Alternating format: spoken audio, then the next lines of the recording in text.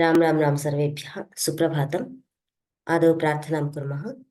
गुरुरेव गतिर्गुरुमेव भजे, गुरुनैव सहास्मि नमो गुरवे। न गुरोः परमं शिशुरस्मि गुरोः, मतिरस्ति गुरौ मम पाहि गुरो। सर्वेषां हार्दं स्वागतम्। अद्य वयं प्रयोगाणां विषये किञ्चित् ज्ञातवन्तः। ततः अग्रे कथं किं सामान्यज्ञानं तु प्राप्तं, ततः कानिचन अभ्यासानि कृत्वा इतोपि ज्ञास्यामः। आदौ कण्ठपाठाभ्यासः। 12 पाठः रामोदन्ते सुन्दरकाण्डः इति। रामोदन्ते सुन्दरकाण्डः इति ये वक्तुमिच्छन्ति कृपया हस्तम् उत्तोलयन्तु। प्रकाश मोहिनी भगिनी। नमः। नमो नमः। अभिवाद्याथ सकलान्, अभिवाद्याथ सकलान्, द्विवारं, वन मोर टाइम भगिनी। अद्याथ सकलान्, अमरान् पवनात्मजः, अमरान् पवनात्मजः, अमरान् पवनात्मजः, पुप्लुवे च गिरेस्तस्मात्, ते च गिरेस्तस्मात्, पुप्लुवे च गिरेस्तस्मात्, विलङ्घयितुमर्णवम्, विलङ्घयितुम् अर्णवम्,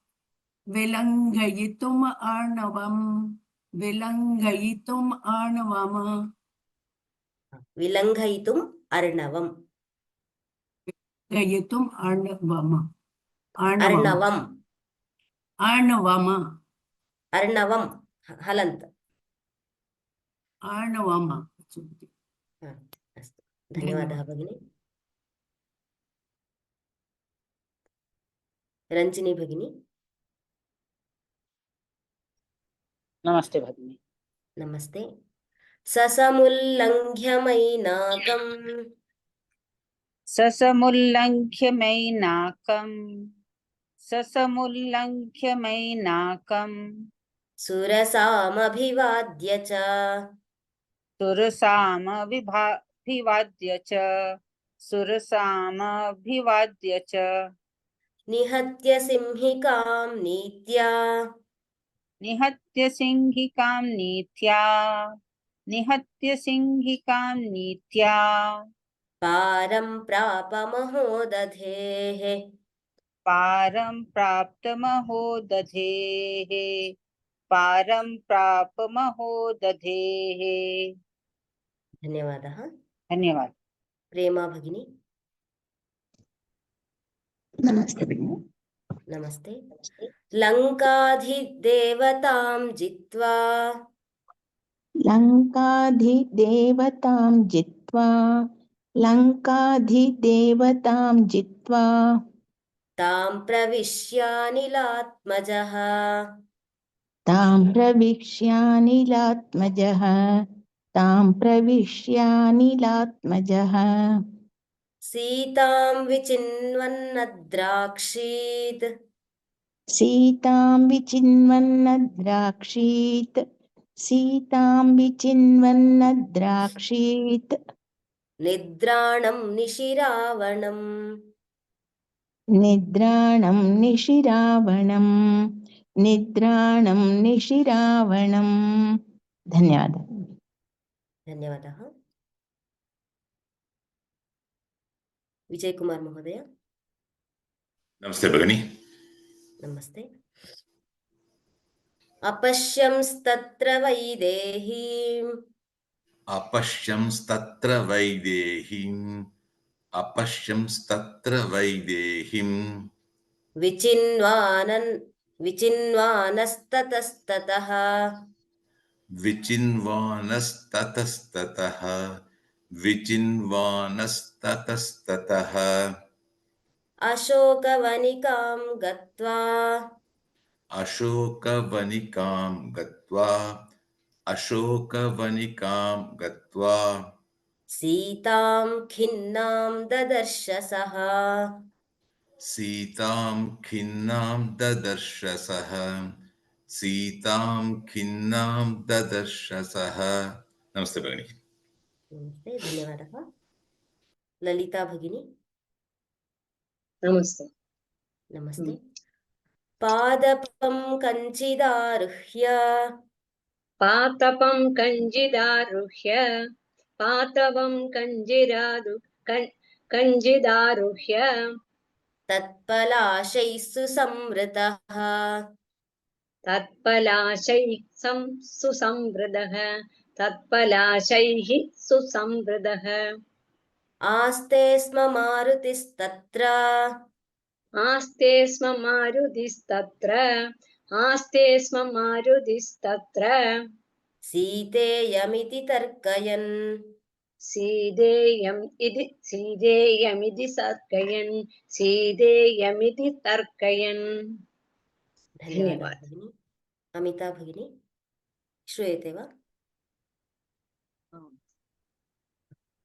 रावणस्तु तदा भेत्य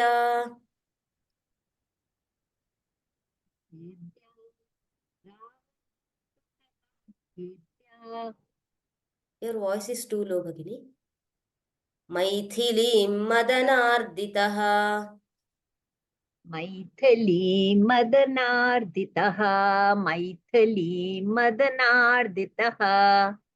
भार्या भव ममेत्येवम्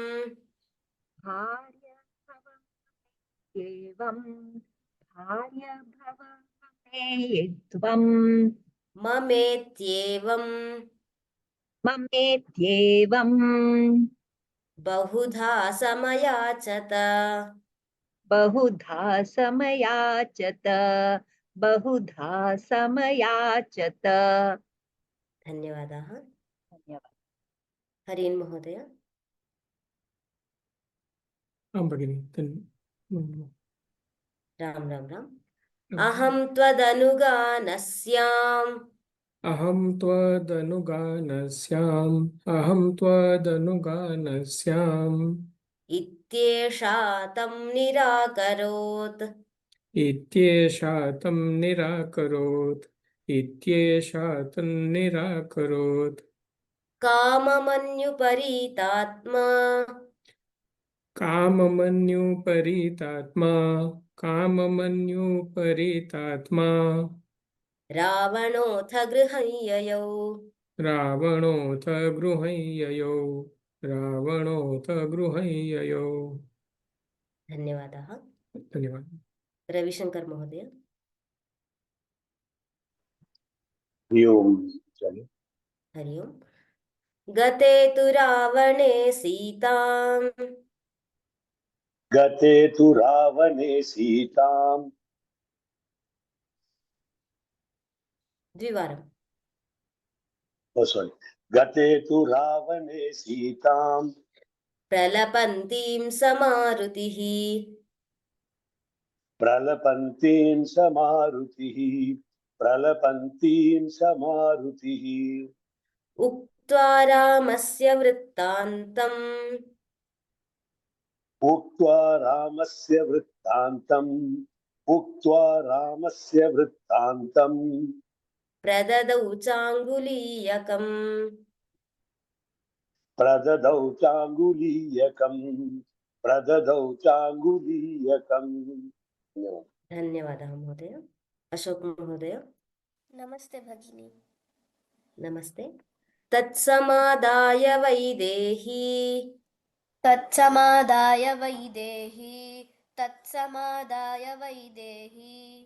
विलप्य च भृशं पुनः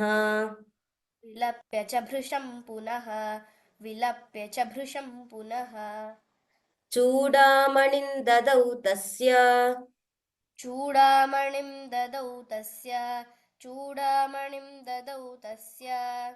करे सा मारुतेः प्रियम्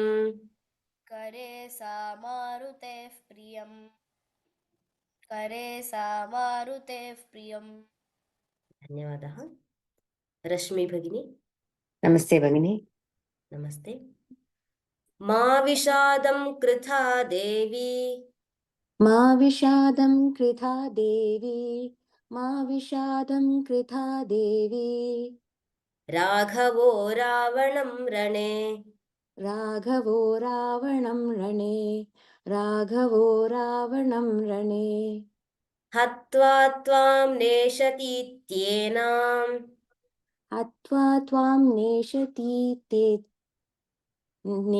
हत्वा त्वां नेषति तेनां हत्वा त्वां नेषति त्येनाम् आश्वास्य सविनिर्ययौ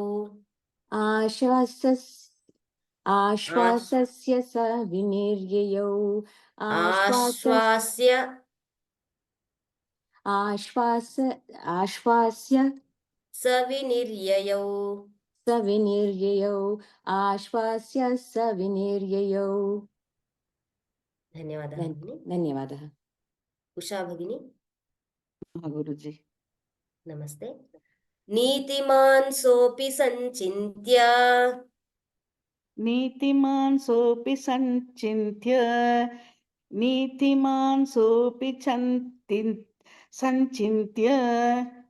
बभञ्जोपवनं च तत् भवजोपवनं च तत् भवजोन्पवनं च तत् बभञ्ज पवञ्च पवनं च तत् ओके भवजोप बभञ्ज उपवनं च तत् बभञ्जोपवनं बभजोपवनं च तत् भञ्ज बभजो पञ्च no there is what in Hindi we बभजो write anuswara no here हाँ जी we are using the panchama varna so babhanja बभञ्जपवनं च तत् बभञ्जपवनं च तत् babhanjopavanam cha tat बभजोपवनं च तत् okay practice that Bhagini yeah akshadini cha rakshamsi अक्षादीनि च रक्षांसि अक्षादीन च रक्षांसि bahuni samare vadhit बहूनि समरे वदीत् बहूनि समरे वदीत् धन्यवादः गुरुजी धन्यवादः आदित्यन महोदय धन्योस्मि अडियन् राम राम राम राम राम ततश्चक्रजिता युद्धे ततश्चक्रजिता युद्धे बद्धः पवननन्दनः बद्धः पवननन्दनः प्रतापं रघुनाथस्य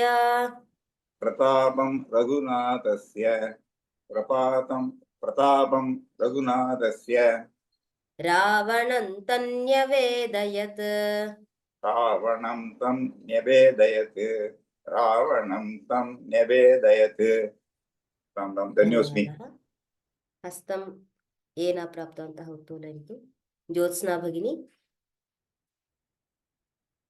महोदय नमस्ते नमस्ते रक्षोदीपितलाङ्गूलः रक्षोदीपितलाङ्गूलः सतुलङ्कामशेषतः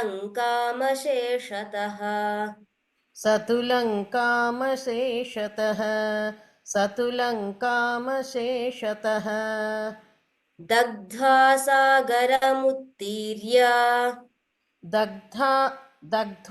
सागरमुत्तीर्य दग्ध्वा सागरमुत्तीर्य वानरान्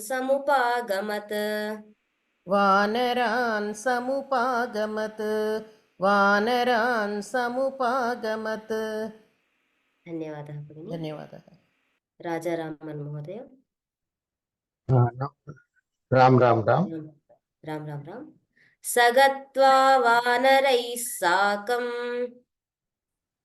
स गत्वा वानरैः साकम् राघवायात्मना कृतम् राघवायात्मना कृतम् निवेदयित्वा सकलम् निवेदयित्वा सकलम् ददौ चूडामणिं च तम् ददै चूडामणिं च तम् ददौ ददौ चूडामणिं चूडामणिं च तम् ददौ चूडामणिं च तौ ददौ चूडामणिं च तम् धन्यवादः महोदय। धन्यवादः। एवं तत्र कट्टपाठं कुर्मः प्रतिदिनं। प्रयोगविषये पूर्वम् अस्माभिः ज्ञातं तत्र त्रिविधाः त्रिप्रकाराः प्रयोगाः सन्ति इति परिचयः अस्माभिः प्राप्तः। कर्तरि प्रयोगः, कर्मणि प्रयोगः, भावे प्रयोगः इति। तत्र कथं कर्तरि कर्मणि भावे इति दत्तम् इति चेत् तत्र वाक्ये कर्तृप्रधानं यत्र भवति, कर्ता यत्र प्रधानः भवति सः कर्तरि प्रयोगः, कर्म यत्र प्रधानं भवति सः कर्मणि प्रयोगः, भावः यत्र प्रधानः भवति सः भावे प्रयोगः इति अस्माभिः सामान्यपरिचयः ज्ञातः। तत्र कर्तरि पुनः कर्मणि विषये अस्माभिः ज्ञातं। क्रियापदं किं सूचयति, कर्तारं सूचयति इति कर्तरि प्रयोगे। कर्मणि प्रयोगे क्रियापदं कर्मपदं सूचयति, किं कर्म क्रियते इति। भावे प्रयोगे तु क्रियापदं क्रियामेव सूचयति। तत्र कथम् इति पश्यामः अद्य। ततः पूर्वं तत्र किं किं ज्ञातव्यम् इति चेत् ज्ञातं विषयं पुनः स्मरामः। तत्र कर्तरि प्रयोगे क्रियापदं कर्तारं सूचयति इति अस्माभिः ज्ञातं। We got to know that the kriyapada indicates the karta, whether it is in ekavachana or pullinga, strilinga, etc. So always in kartari prayoga, kartrupada will be in prathama vibhakti and karmapada will be in dvitiya and kriyapada kartrupadam यथा एकवचने चेत् एकवचने भवति, पुनः स्त्रीलिंगे पुल्लिंगे इत्यादि तथा लिंगानुगुणं परिवर्तनं भवति। एवं कर्तरि प्रयोगे कर्ता प्रथमा विभक्तौ, कर्मपदं द्वितीया विभक्तौ, क्रियापदं कर्तृपदानुगुणं भवति इति वयं ज्ञातवन्तः। ततः तत्र सम्बन्धः कथम् अस्ति इत्यपि अस्माभिः ज्ञातं। कर्तृपदस्य कर्तरि प्रयोगे कर्तृपदस्य पुनः क्रियापदस्य च पुरुषवचनसम्बन्धः अस्ति इति ज्ञातं। परन्तु कर्मपदस्य क्रियापदस्य च पुरुषसम्बन्धः नास्ति। तत्र उदाहरणानि अस्माभिः अत्र दृष्टानि। यथा तत्र अत्र प्रथम आदिमवाक्यत्रयं पश्यामः चेत् बालकः इत्यत्र कर्मपदस्य परिवर्तनम् अस्ति, परन्तु कर्मपदं परिवर्तितं चेदपि क्रियापदे पुनः कर्तृपदे परिवर्तनं नास्ति। तथैव द्वितीय समूहं पश्यामः चेत् सा ते ताः इत्यत्र किमस्ति, सा ते ताः इत्यत्र कर्तृपदस्य परिवर्तनं वचनभेदः अस्ति। तदनुगुणं क्रियापदमपि पठति पठतः पठन्ति इति क्रियापदस्य परिवर्तनं दृश्यते। अतः कर्तृपदस्य क्रियापदस्य च पुरुषवचनसम्बन्धः कर्तरि प्रयोगे अस्ति इति अस्माभिः ज्ञातम्। एवं तत्र कर्मणि प्रयोगः तद्विषये किञ्चित् तत्रापि कः नियमः इति अस्माभिः ज्ञातः। किं भवति कर्मणि प्रयोगे, कर्तृपदं तृतीया विभक्तौ भवति, कर्मपदं प्रथमा विभक्तौ भवति, क्रियापदं कर्मपदानुगुणं भवति। तत्र कर्मणि प्रयोगे कर्मणि रूपाणि अस्माभिः ज्ञातानि। कथं खादति इति कर्तरि अस्ति चेत् खाद्यते इति कर्मणि रूपम्। अतः क्रियापदं किं करोति? क्रियापदं कर्मपदम् अनुसरति। तत्र बहुत्र धातोः कृते यते यते इति लट्लकारे तथा कर्मणि रूपाणि भवन्ति। पठ इति भवति चेत् पठ्यते, पठति पठ्यते, गच्छति गम्यते इति। तत्र कथं परिवर्तन कर्मणि रूपाणि भवन्ति इति अस्माभिः ज्ञातानि। इदानीं कर्मणि प्रयोगे कर्मपदस्य क्रियापदस्य च वचनसम्बन्धः अस्ति इति ज्ञातं। कथम् इति चेत्, so if you observe the first 3 sentences, balakah, so this is the kartari, all 3 are in kartari sentences, 3 are kartari sentences, and the same sentences are changed into karmani prayoga. So stotram pathati, stotram pathyate, stotre पठति, बालकः स्तोत्रे पठति, बालकेन स्तोत्रे पठ्येते. So we can observe the vachana, the vachana is changing here. So पठ्येते, स्तोत्राणि पठ्यन्ते. So there is a between karmapada and kriyapada vachana sambandha is there. According to that, kriyapada will be changing in karmani prayoga. एवमेव कर्तुः कर्तुः किं वचनपरिवर्तनं भवति चेत् क्रियापदे परिवर्तनं न भवति इत्यपि अत्र वयं ज्ञातुं शक्नुमः। सा ते ताः इति किमस्ति? कर्ता, कर्तृपदस्य वचनपरिवर्तनमस्ति। तथैव अत्र कर्मणि प्रयोगेपि कर्तृपदस्य वचनपरिवर्तनं दृश्यते, परन्तु कर्मपदस्य वचनपरिवर्तनं न भवति। अतः कर्मणि प्रयोगे कर्मपदस्य क्रियापदस्य च सम्बन्धः अस्ति, कर्तृपदेन सह सम्बन्धः नास्ति इति अस्माभिः ज्ञातं। ततः किञ्चित् प्रयोगपरिवर्तनस्य अभ्यासं कुर्मः। कर्तरि प्रयोगे वाक्यानि भवन्ति, तेषां परिवर्तनं करणीयं भवति। ये परिवर्तनं कर्तुम् इच्छन्ति, सम्यक् वाक्यानि दर्शयामि। पद्मावती भगिनी। नमस्ते भगिनी। बालकः पुस्तकं पठति, बालकेन पुस्तकं पठ्यते। सम्यक्, अहं पठामि। आम्, वाक्यद्वयं पठतु। महिला मन्दिरं गच्छति, महिलया मन्दिरं गम्यते। सम्यक्, धन्यवादः भगिनी। धन्यवादः। दिविजा भगिनी, नेक्स्ट 2 sentences। छात्रौ श्लोकं वदतः, छात्राभ्यां श्लोकः उच्यते। उच्यते अथवा उद्यते इति भवति। उद्यते, सम्यक्। ओके। गृहिण्यौ मालां कुरुतः,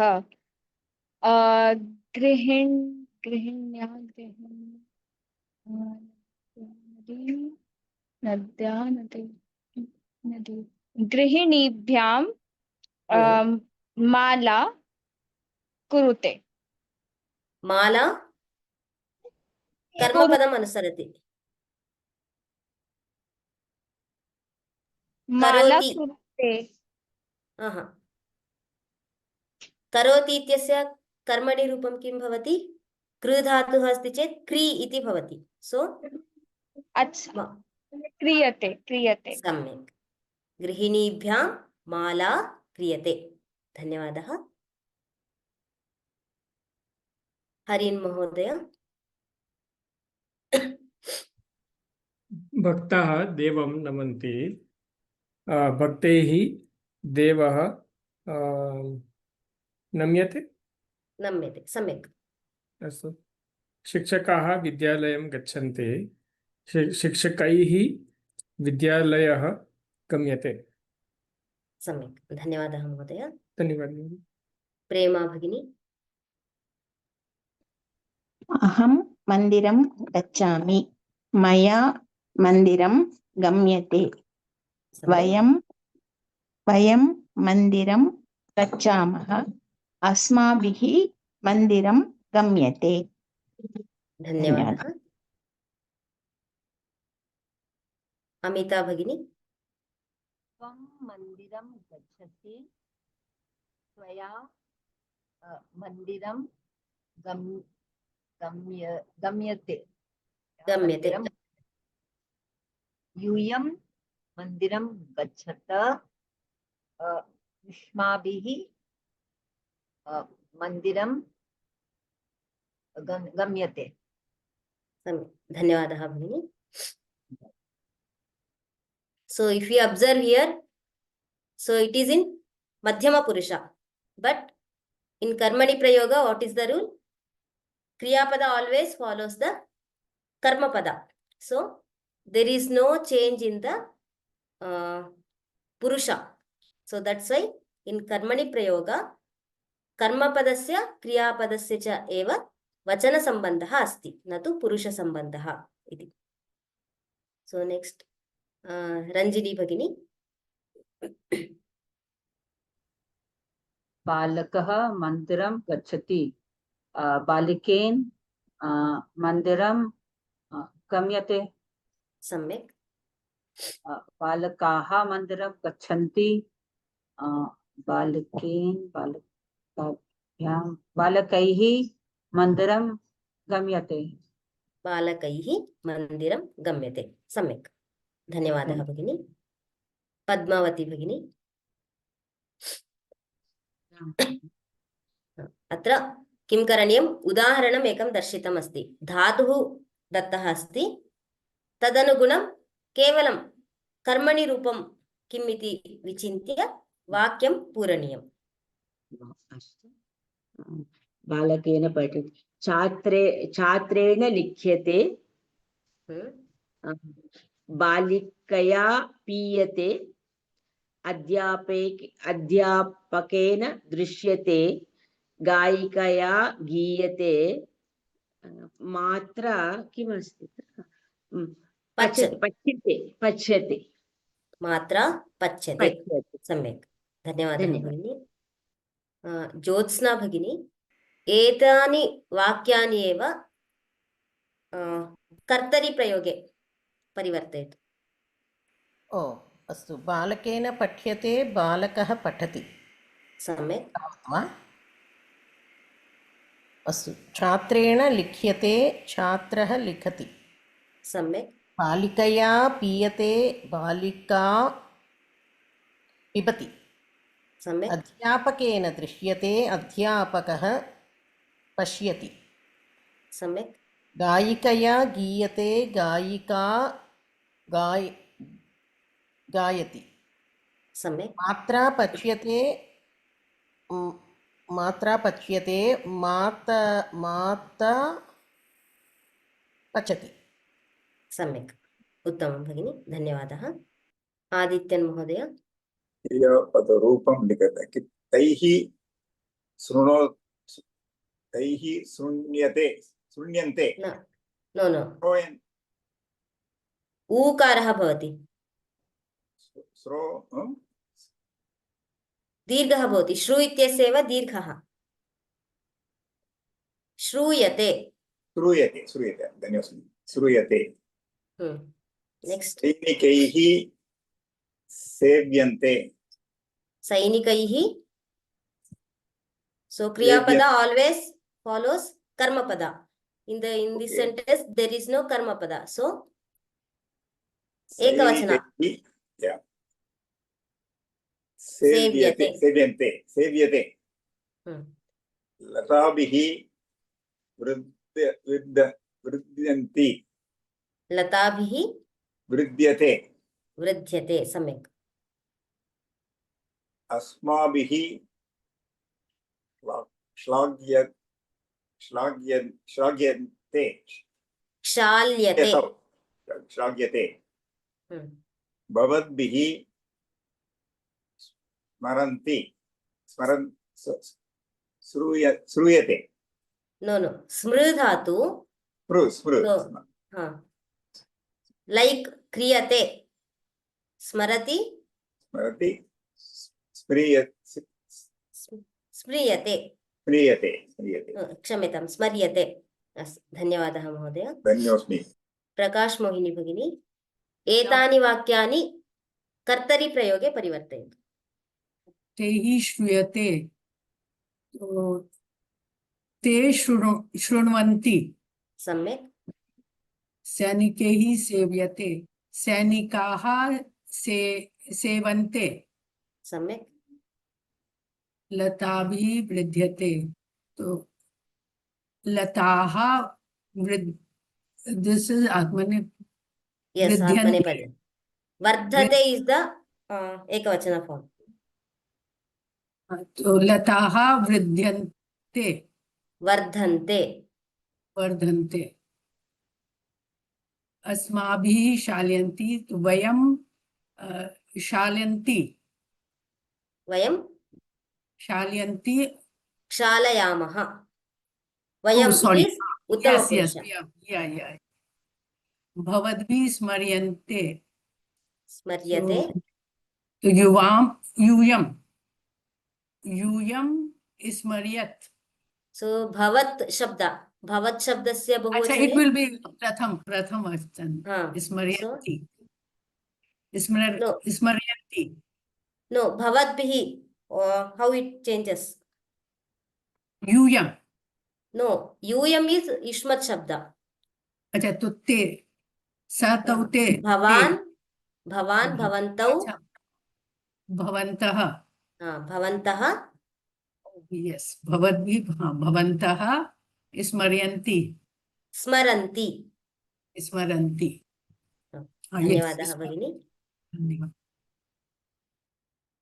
एवं किं करणीयं लघु लघु वाक्यानि आदौ वयं कर्तरि प्रयोगे अस्ति चेत् कर्मणि प्रयोगे परिवर्तनं कुर्मः ततः कर्मणि प्रयोगे यदि सन्ति तर्हि कर्तरि प्रयोगे एवं परिवर्तन अभ्यासं वयं कुर्मः चेत् किं भवति सुलभं भवति इदानीम् अग्रे अत्र किम् अस्ति इति चेत् एवं वाक्यम् अस्ति तत्र कर्तरितः कर्मणि प्रयोगे परिवर्तनीयं तत्र लिङ्गं निर्दिष्टम् अस्ति परिवर्तनार्थं सुलभं भवतु इति धिया सो रामः कार्यं कृतवान् इति कार्यम् इति नपुंसकलिङ्गे अस्ति तर्हि द्वितीया विभक्तौ अपि किं तृतीया क्षम्यतां प्रथमायामपि किं भवति कार्यम् इत्येव भवति नपुंसकलिङ्गे लिङ्गम् इति कारणतः रामेण कार्यं कृतम् एवं तत्र अन्यानि वाक्यानि सन्ति तस्य परिवर्तनं कुर्मः ललिता भगिनी देवेन वरं दत्तं देवेन वरं is प्रथमा is वरः वरः दत्तः दत्तः पुल्लिङ्गम् ओके बालकाय कथा बालकाः इति अस्ति बालकाः अच्छा बालकैः कथा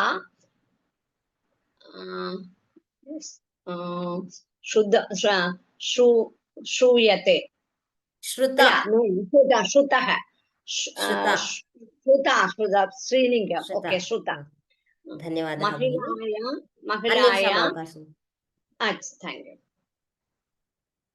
अत्र किम् अवलोकनीयम् इति चेत् पूर्वम् अस्माभिः किं पठितं त प्रत्ययः तवतु प्रत्ययः इति तत्र कृदन्ते अभ्यासं वयं कृतवन्तः सो तवतु प्रत्यय is always for Kartari Prayoga and Ta Pratyaya is for Karmani Prayoga.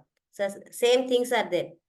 So Kritavan, Dattavan, Shrutavantaha, all are in Tavatu forms. All are Tavatu forms. Kritam, Dattaha, Shruta. These are all Ta forms. According to the linga of Karma Pada, the Kriya Pada will be changing. Idam avalokayantu samyak. Prema Bhagini. महिलाः चर्चां कृतवत्यः महिलाभिः चर्चा कृता गोपालकाः पद्यानि उक्तवन्तः गोपालकैः पद्यानि उक्तानि पद्यानि उक्तानि सम्यक् धन्यवादः भगिनी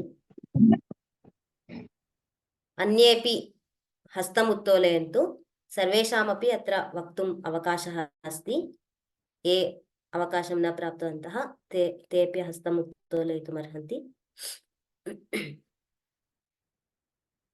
अनुराधा भगिनी नमस्कारः नमस्ते रामः कार्यं कृतवान् रामेण कार्यं कृतं कर्मकराः प्रकोष्ठान् मार्जितवन्तः कर्मकराः प्रकोष्ठान् कर्मकराः किं भवति तृतीया बहुवचनं कर्मकरैः प्रकोष्ठान् प्रकोष्ठान् प्रकोष्ठ इति पुल्लिङ्गशब्दः प्रथमा बहुवचनं प्रकोष्ठाः कर्मकरैः प्रकोष्ठाः कृतं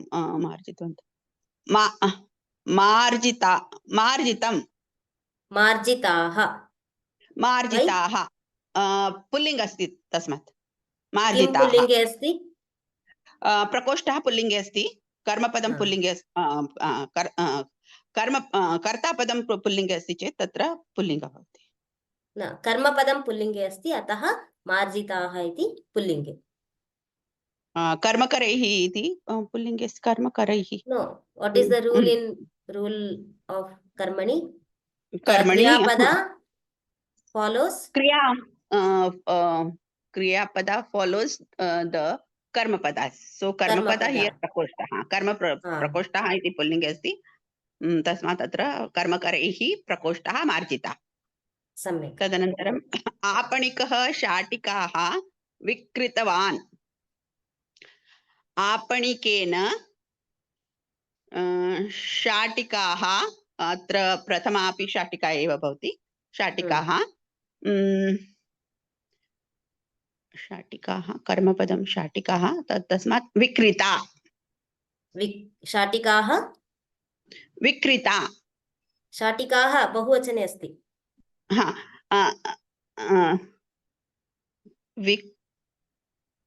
विक्रीता विक्रीते विक्रीते विक्रीताः सम्यक् विक्रीताः आपणिकेन शाटिकाः विक्रीताः धन्यवादः भगिनी धन्यवादः शंकर नारायण महोदय नमस्ते भगिनी नमस्ते नर्तक्यः स्तुतौ नीतवत्यः नर्तकीभिः च्यूताः नीताः स्यूतौ इति अस्ति च्यूतौ च्यूतान् स्त्रीलिङ्गशब्द न पुल्लिङ्गशब्द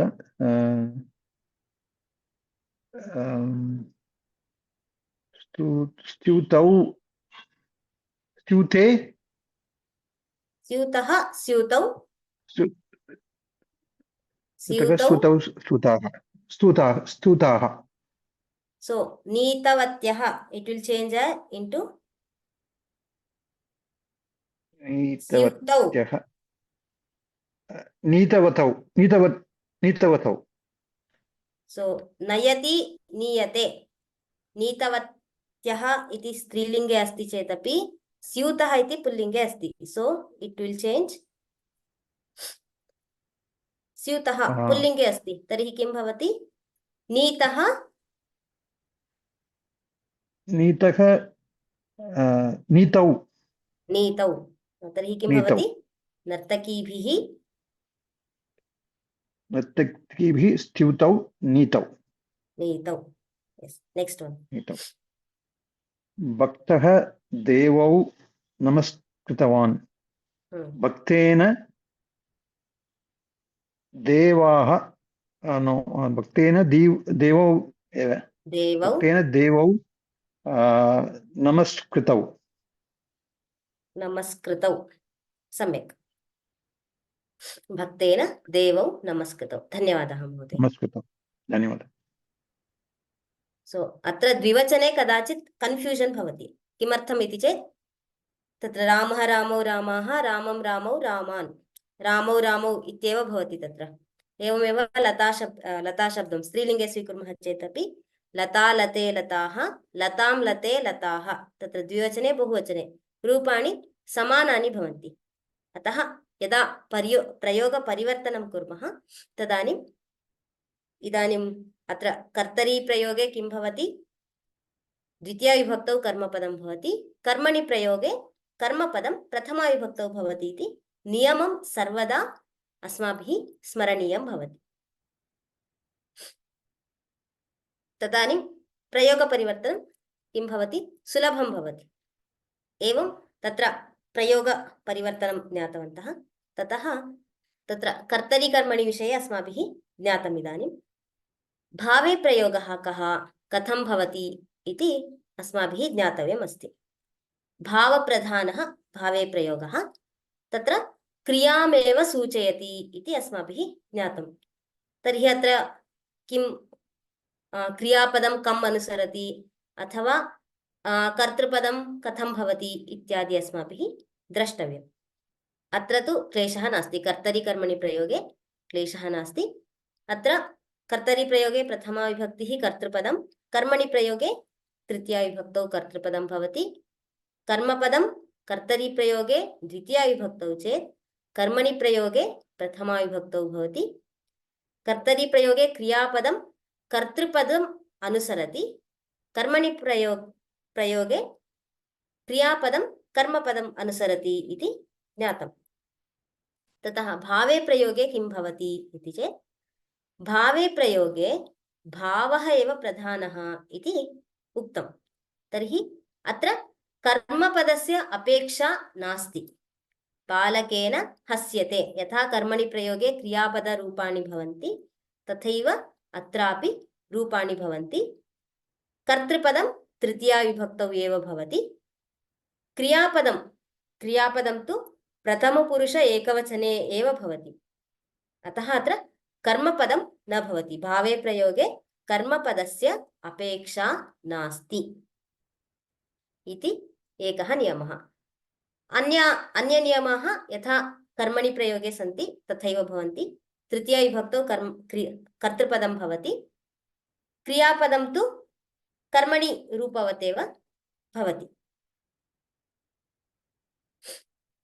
एवं भावे प्रयोगः तत्र प्रयोगाः कथं तत्र भावप्रधानः इति उच्यते इति चेत् ततः पूर्वं किञ्चित् अस्माभिः ज्ञातव्यं तत्र धातुः इति वयं जानीमः तत्र धातौ अकर्मकः सकर्मकः इति द्वेधा विभागः अस्ति देयर आर टू टाइप्स सकर्मकधातु एंड अकर्मकधातु इति तर्हि तत्र कथम् अयं धातुः सकर्मकः अयम् अकर्मकः इति कथं ज्ञातव्यं हाउ वी शुड आइडेंटिफाई इति चेत् तत्र सो फॉर सकर्मक फॉर ऑल द सकर्मक धातु we need in the sentence we need कर्मपद परन्तु अकर्मक धातुषु कर्मपदस्य अपेक्षा नास्ति तत्र कर्मपदम् अस्ति चेत् सकर्मके क्रियापदं किं करोति कर्मपदम् अनुसरति. So we are just compare कर्मणि and भावे प्रयोग only here. परन्तु कर्मपदस्य अपेक्षा एव नास्ति चेत् तर्हि केवलं क्रियापदं किं करोति? सा का क्रिया, what action is being done, only it says the action इति. उदाहरणं पश्यामः अत्र. बालकः पुस्तकं पठति. अत्र पुस्तकम् इति किमस्ति? कर्मपदम् अस्ति. अत्र बालकः हसति इति वाक्यमस्ति. अत्र कथं ज्ञातव्यम् इदम् अयम् अकर्मकधातुः इति कथं ज्ञातव्यम् इति चेत् तत्र किं शब्दं वयं जानीमः. किं शब्दं जानीमः? किं शब्देन प्रश्नं कुर्मः चेत् यदि उत्तरं प्राप्यते तर्हि सः सकर्मकः. उदाहरणार्थं बालकः पुस्तकं पठति इति वाक्यम् अस्ति. तत्र कः पठति? बालकः पठति. किं पठति? पुस्तकं पठति इति उत्तरं प्राप्यते. तर्हि अत्र बालकः हसति. बालकः हसति इति वाक्यम् अस्ति. कः हसति? बालकः हसति. किं हसति इति प्रश्नं कुर्मः चेत् उत्तरं प्राप्नुमः वा? न प्राप्यते. अतः यत्र सकर्मकः वा अकर्मकः वा इति ज्ञातुं किं शब्देन यदि प्रश्नं कुर्मः उत्तरं यदि न प्राप्यते तर्हि सः अकर्मकः धातुः इति सामान्यतया किं तत्र भेदम् अवगन्तुं we can use this question, and if we get the answer then it is sakarmaka. If we are not getting the answer then it is known as akarmaka. तर्हि तथा धातवः सामान्य धातून् वयं जानीमः वा तादृशान् इति चेत् जानीमः. तानि पश्यामः. हसति इति अस्ति. रूपाणि तु कथं भवन्ति इति उक्तानि. कर्मणि प्रयोगे यथा रूपाणि भवन्ति तथैव अत्र भावे प्रयोगे अपि रूपाणि भवन्ति. परन्तु we have to identify whether it is sakarmaka or akarmaka when we are using or when we are constructing the sentence in bhave prayoga. So these are the akarmaka dhatus. Hasyate, patyate, nandyate, पूज्यते, नट्यते, नृत्यते, उष्यते इति. अत्र किं भवति? एतानि अकर्मकधातूनि क्रियारूपं तु कर्मणि प्रयोगे यथा भवति तथैव भवति. इदानीम् एतेषां रूपपरिवर्तनं कर्तुं ये इच्छन्ति you can raise your hand. Ravishankar महोदय.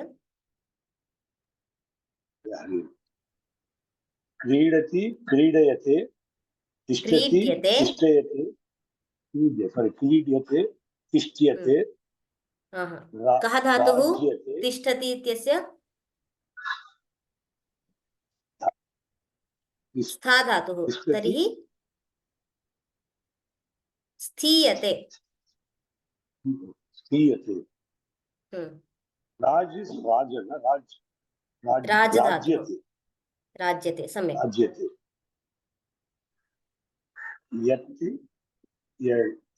यत्यते इस् सम्यक्. कम्प्यते, वर्धयते. वर्धते धातुः. वर्ध्यते. वृद्ध धातुः. सो वृद्ध्यते. वृद्ध्यते. सम्यक्. एद् इद्यते वा? एद् इस् इद् धातुः. एध्यते. एध् इत्येव धातुः एध्यते इति भवति. धन्यवादाः महोदय. एवं तत्र क्रियारूपं यथा कर्मणि भवति तथैव रूपाणि भवन्ति. विशेषः कः? कर्मपदं भावे प्रयोगे न भवति इत्येव विशेषः. अमिता भगिनी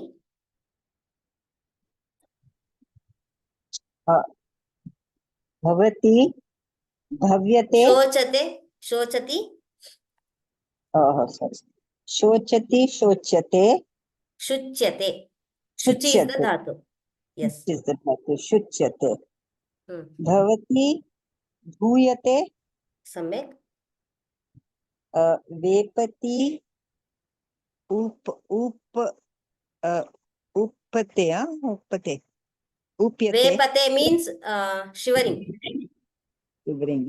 वेप्यते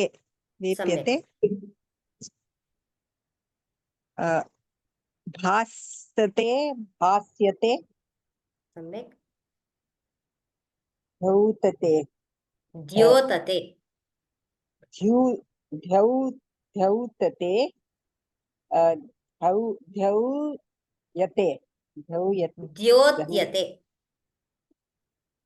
द्योत्यते means it says or it denotes like that denotes क्लीबते क्लीब्यते क्लीब्यते सम्यक् जृम्भते जृम्भयते जृम्भ्यते सम्यक् धन्यवादः भगिनी धन्यवादः शुभलक्ष्मी भगिनी स्पर्ध्यते भ्राज्यते भ्राज धातु ताने भ्राज्यते सम्यक्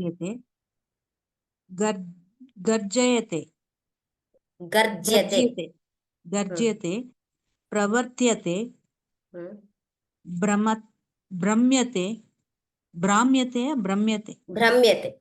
भ्रम्यते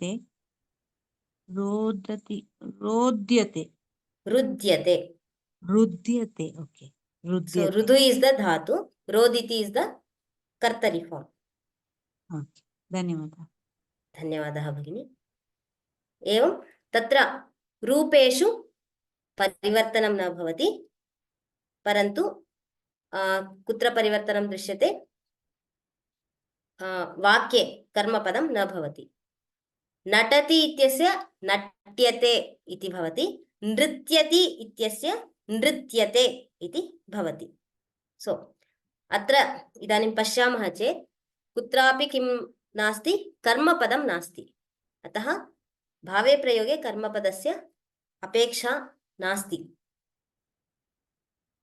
वृद्धः हसति वृद्धेन हस्यते शिशुः पतति शिशुना पत्यते महिला तत्र भवति अत्र तत्र इति कर्मपदं नास्ति तर्हि किं भवति वाक्यं महिलया तत्र भूयते प्रजाः नन्दन्ति नन्दन्ति इत्युक्ते सन्तुष्टाः सन्ति इत्यर्थः प्रजाभिः नन्द्यते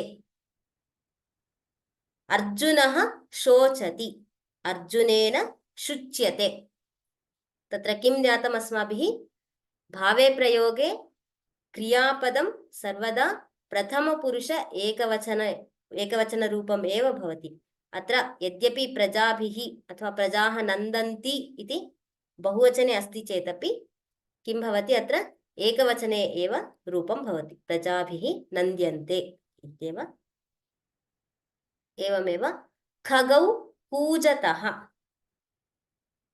किं भवति खगाभ्यां खगौ इति द्विवचने अस्ति सो खगाभ्यां पूज्यते अभिनेत्री नटति अभिनेत्र्या ईकारान्त स्त्रीलिङ्गः अभिनेत्र्या नट्यते नर्तक्यः नृत्यन्ति नर्तकीभिः नृत्यते नर्तकीभिः नृत्यते रामः वने वसति रामेण वने उष्यते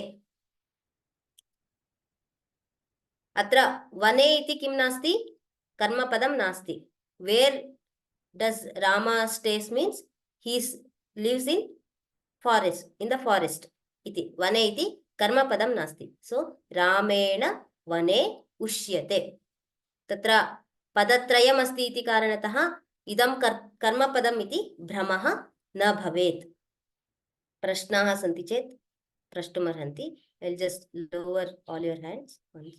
So in the Kartari and Karmani, how the changes of Lang Lakara and other Lakaras, we will see in the upcoming classes. Bhagini. Atra Kim Shabdaha iti Prathamayam na bhavati, Dvitiyayam Prashnaha Karaniyaha. Kim ke kani iti Ubhayatra Samana Rupani eva bhavanti. Yadi Dvitiya विभक्तितः किं शब्दस्य किं प्रश्नं कुर्मः चेत् तर्हि उत्तरं यदि लभ्यते तर्हि सः अकर्मकः वा सकर्मकः वा इति ज्ञातुं शक्नुमः. So there is one more doubt is there. How we should know whether it is sakarmaka or akarmaka? Tattu idanim ज्ञातम् अस्माभिः. परन्तु if we go to ashtadhyayi.com, just a minute, tatra katham asmabhihi jnatavayam iti chet atra idanim vayam kim janimah kutra gantavayam iti jnayate asmabhihi dhatu pathah ityatra gachamah chet. So we have option is there, add filters. We have to go to the filters and here we can see sakarmakaha, akarmakaha, dvikarmakaha iti asti. So if we select akarmakaha, all the akarmaka dhatu list will be displayed here. So based on that, we can tatra idanim kadachit dvikarmakaha ityapi asti. Ataha क्वचित् केचन धातवः भवन्ति तथा तदनुगुणम् अस्माभिः अत्र द्रष्टव्यम्. एधते किम् एधते इति द्वितीया विभक्तितः यदि प्रश्ने कृते सति उत्तरं यदि प्राप्यते उत्तरं न प्राप्यते किम् एधते इदानीं लता एधते इति किं लता किं लता एधते इति तु वाक्यं सम्यक् अस्ति, लतया एध्यते इति. परन्तु तत्र कर्मपदं संस्थाप्य वाक्यं यदि कर्तुं शक्नुमः, उदाहरणार्थं लता सम्यक् एधते, लता शीघ्रम् एधते इत्यादि शक्यते. परन्तु कर्मपदं तत्र योजयामः चेत् वाक्यपरिवर्तनं कर्तुं वयं न शक्नुमः. अतः एध धातुः अकर्मकः. So like this we can see all the akarmaka dhatu list we will get here. Based on that we can construct the sentences. Others, yes, Shankar Mahodaya. महोदय अत्र नित्यति धातु सकर्मकः भवितुम् अर्हति किल. सा भरतनाट्यं नृत्यति, एवमेव सः संस्कृतनाटकं नटति इत्यादि. अस्य प्रश्नस्य उत्तरम् अग्रिमकक्षायाम् अहं सूचयिष्यामि. धन्यवादः. प्रायः अन्ये प्रश्नाः न सन्ति, तर्हि समापयामः. सम्यक् अभ्यासं कुर्वन्तु. यद्यत् पठितमस्ति ततः परं आगस्ट् मासः आरप्स्यते. सम्यक् अभ्यासं कुर्मः. यथा शीघ्रम् अवशिष्टभागं one more lesson is there, रामोदन्ते सुन्दरकाण्डः. We will finish that. धन्यवादः. राम राम राम.